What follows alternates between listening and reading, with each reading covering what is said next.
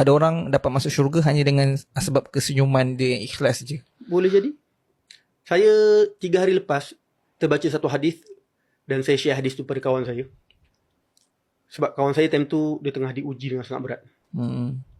Sampai menangis-nangis. Lepas tu saya terjumpa satu hadis.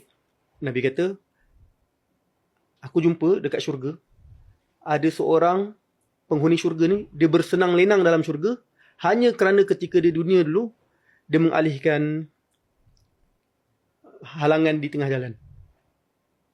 Hanya kerana itu, Nabi nampak dia bersenang lenang kat syurga.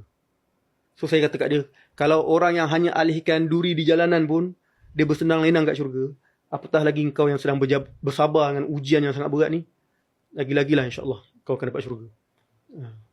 Sebab kita tak tahu amalan kita yang mana satu yang membuatkan kita masuk syurga. Boleh jadi kita berjuang untuk sembuh, boleh jadi kita senyum walaupun tersakiti, kita sembunyikan kesedihan kita supaya kita tak nak orang lain pun turut bersedih. Boleh jadi itu asbab kita masuk syurga.